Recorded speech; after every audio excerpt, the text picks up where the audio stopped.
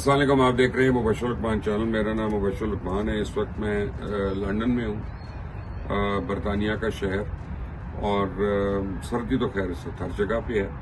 यहाँ पे इतनी नहीं है जितनी अमेरिका में थी। वहाँ तो स्नो ब्लिजर्ड्स वगैरह फेस करके आई हैं, स्पेशली मिशिगन वगैरह में और न्यूयॉर्क में। लेकिन यहाँ पे भी बहरहाल हमारे लिहाज से तो सर्दी है। और आते ही यहाँ पे जब मैंने लैंड किया आज सुबह को, तो मुझे एक बड़ी दिल खराश खबर मिली, और वो ये थी कि लाहौर में भाटी के इलाके में एक नौजवान माँ थी बेचारी, वो और उसकी 3 साल बच्ची जो थी एक गटर में डूबकर वो हलाक हो गए वहाँ पे। इन्ना लिल्लाहि व इन्ना इलैहि राजिऊन। और इंतहाई दिल खराश वाक़या है ये, इंतहाई दुख वाला वाक़या है।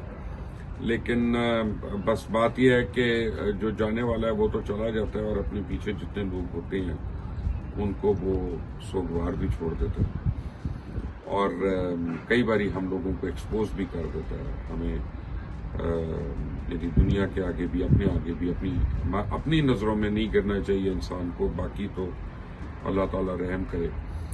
अब ये वाक़या हो गया एक तरफ, और उसके फौरन बाद जो है मुझे जो पता चला, जो मैं देख रहा हूँ फुटेज वगैरह, कि पंजाब की वज़ीर इत्तला जनाब उज़मा बुखारी साहिबा वो आई, और उन्होंने एकदम से अपने वो शोला बयानियाँ उन्होंने बनाने की कोशिश की।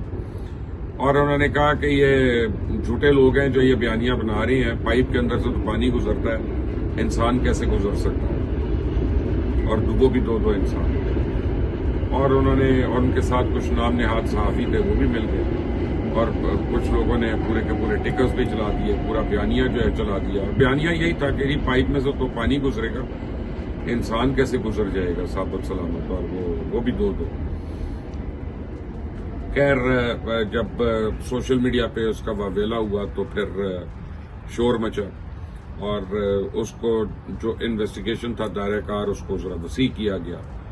तो कुछ दूर जाके माँ की लाश मिली। पहले उस माँ की लाश मिली, उसके बाद फिर 18 घंटे के बाद गालिबन उसकी बेटी की लाश मिली। अब मैंने क्योंकि ये डिफरेंट खबरें पढ़ी हैं, तो अगर मैं यानी घंटों को या उसको अगर मैं आगे पीछे कर रहा हूँ तो please I am sorry for that. लेकिन मकसद जो है मेरा वो उस सोगवार खानदान के जख्मों पे नमक पाशी नहीं है। मैं नहीं चाहता कि बार बार उनको रिमाइंड कराऊं। वो तो ऑलरेडी खैर रिमाइंडेड होंगे, अल्लाह रहम करे, ये कौन सा भूलने वाली बात है। लेकिन मैं यहाँ पे बात करना चाह रहा हूँ उज़मा बुखारी की, कि उज़मा बुखारी ने कितनी अजीब किस्म की वो प्रेस टॉक की है।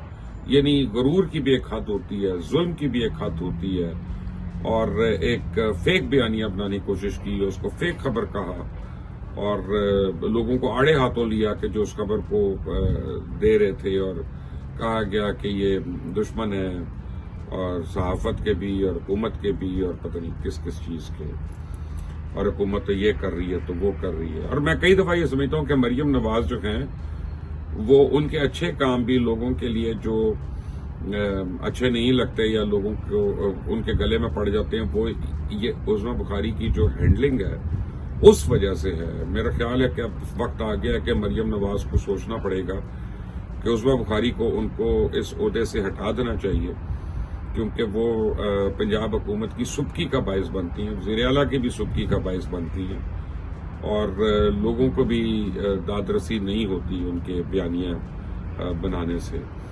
अब उसके बाद क्या हुआ कि शौहर के ऊपर को पकड़ के हिरासत में ले लिया गया। 6 घंटे तक वो भाई साहब हिरासत में रहे, क्योंकि उन्होंने 15 पे इत्तला दे दी थी पुलिस को कि जनाब ये हादसा हुआ है, तो आप जरा इसकी तहकीकात करें, मेरी बीवी और बेटी नहीं मिल रहे। तो 6 घंटे वो हिरासत में रहे, फिर उनको तो छोड़ दिया, बल्कि उसके देवर को, शौहर को भी, और उस बेचारी मरहुमा की देवर को भी पुलिस ने पकड़ के रख लिया, बिठा लिया अपने पास, कि 15 पे फेक कॉल चलाई है। यार अगर उनके घर वाले नहीं मिल रहे तो 15 पे ही कॉल चलाएंगे ना, और किस पे कॉल चलाएंगे। चले फर्ज करें कोई शख्स शॉपिंग करता हुआ गुम गया, मैं ये नहीं कह रहा उसके साथ हादसा हुआ, गुम गया, तो वो भी 15 पे ही कॉल चलाएगा ना, और कहाँ पे कॉल चलाएगा, उसको आपने गलत कैसे तस्वर कर लिया। बहरहाल वो उसके बाद क्या हुआ कि जब لوائقین جو تھے وہ لاشیں بلکہ لینے گئے میو اسپتال، تو وہاں پہ بھی ظلم ختم نہیں ہوا. وہاں پہ آبویسلی میڈیا والے موجود تھے، رپورٹرز موجود تھے جو اپنی ڈیوٹیز دے رہے تھے وہاں پہ. تو گھر والوں کو جناب روک دیا گیا کہ آپ نے میڈیا سے بات چیت نہیں کرنی، کسی کو ملنا نہیں ہے اور بیان بازی نہیں کرنی. کیا بیان بازی ہے؟ اگلوں کی جانیں چلی گئی، ان کے گھر اجڑ گئے، وہاں پہ قیامت صغریٰ آ کے نکل گئی اور آپ کو بیان بازی لگی ہوئی ہے. یہ آپ کے خیال میں کوئی سیاست ہو رہی ہے؟ صبح دوپہر شام آپ کراچی کے میئر کو تانا دیتے ہیں کہ جناب ہم تو اپنی گٹر گن کر سوتے ہیں، ان پر ڈھکن ہے کہ نہیں ہے. چلے ناکہانی ہو گئی ہے.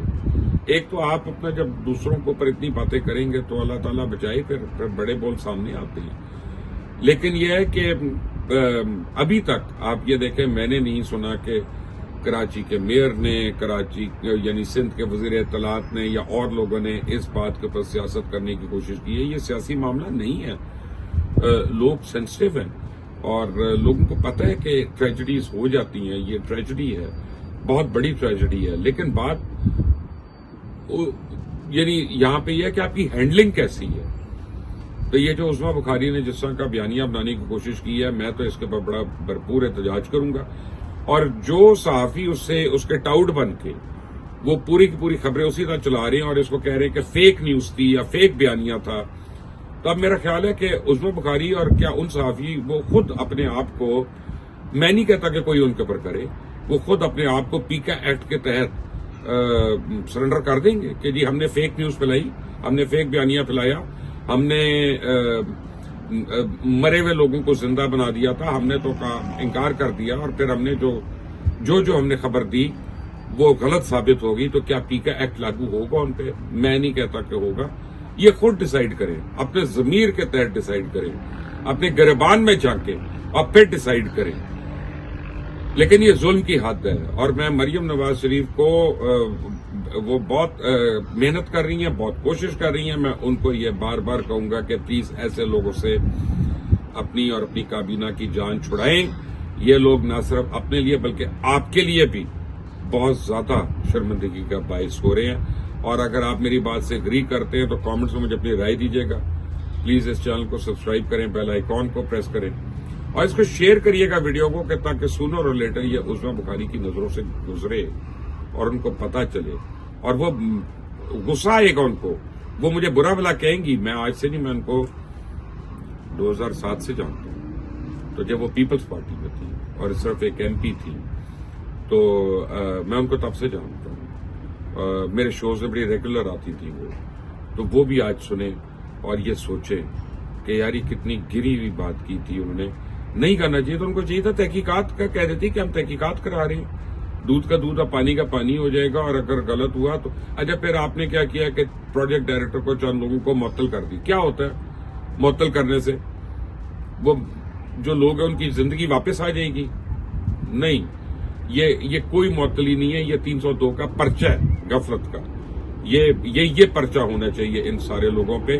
آپ اگری کرتے ہیں تو مجھے آپ بھی بتائیے گا. اپنا خیال رکھیں. اللہ تعالیٰ سب کو ایسی ناگہانی آفات سے محفوظ رکھے. آمین.